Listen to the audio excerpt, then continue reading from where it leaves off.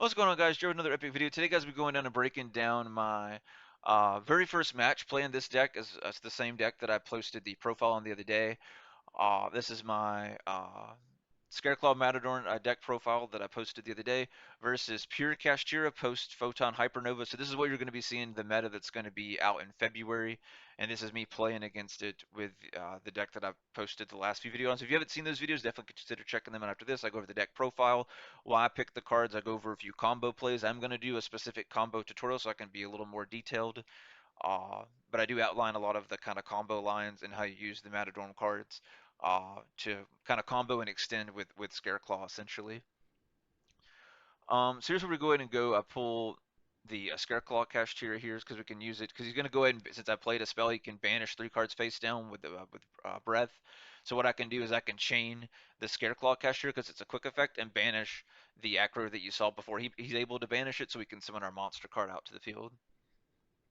And then we just basically pop his stuff. So we get rid of the breath, we get rid of the Fenrir because we don't want those during his turn because then he can recycle his cards and Fenrir can kind of help that can help get it back in the game. So we just want to make sure we establish board dominance. So that's all we do here is just basically retake over the board.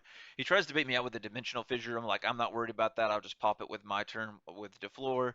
I still have my Omni negate. He only has 1 card in hand. That's fantastic. I'm not falling for that. I guess he thought he could attack with the Diablos, but Diablos can attack because of Triheart's effect, keeping it in defense.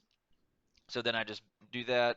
Then we just go Richard here, guys. I pull Straddle, and then we just go Straddle for game because I already have everything on the field that we need for game. Basically, just specials. Just we do normal summon. But I got a special summon too if I wanted to. The balloon. So now I can attack 3 times, and we do damage and defense, and we're 5,300 attack. So right, that's over 15,000 that we could have did in that 1 turn. So we're off to the next game here. He made me go first because I OTK'd him. That happens a lot with Scareclaw. Luckily for him, we drew more of a going second hand because we got the double alpha, which is funny because I only have 2 alphas in the deck.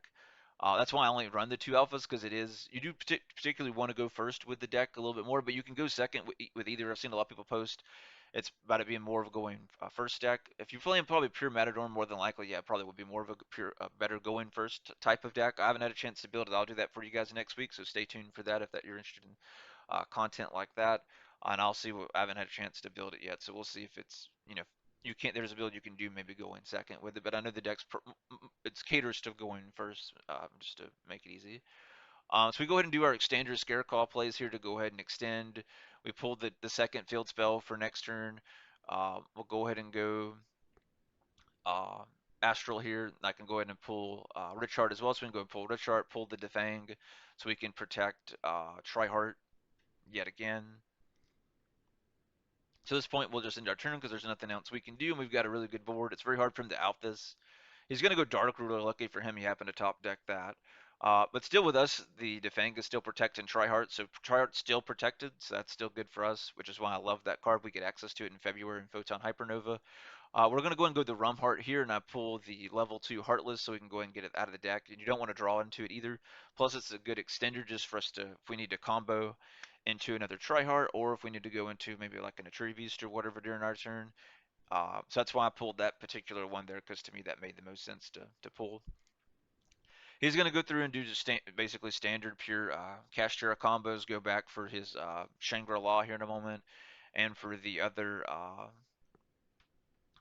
Exceed monster that steals one of your cards. I think he wanted to try and steal Triheart was the play, but I guess he didn't know that Defang protects Triheart specifically. Uh, so he basically ends up, pretty much doing nothing. He ends up attacking.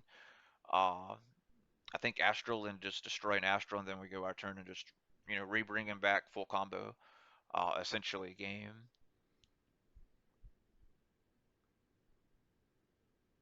So he's going to go and block one of our zones.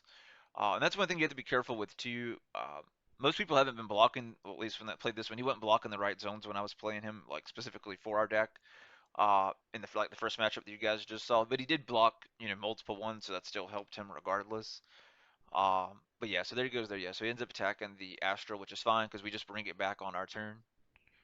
So he's gonna go Breath, uh, bring back the other one so he can go into uh, the Arise Heart here. Basically, it's a walking macro cosmos. So any card that basically that we send to the graveyard is removed from play instead. So no Astrals removed from play instead of being sent to the graveyard. So that does hurt us in a sense, but just my turn. Uh, We already have everything we need, guys, because we're going to get Triheart's effect back. We have double alpha that we can use if we need to. We have the field spell.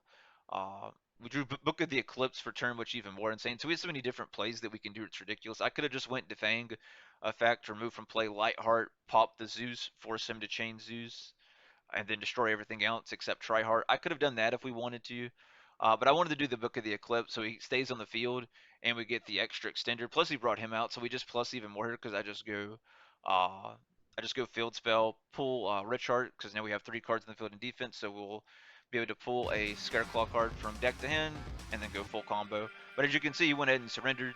But if you guys made it in the video, make sure you like, comment, and subscribe. But I appreciate your love and support, and peace out.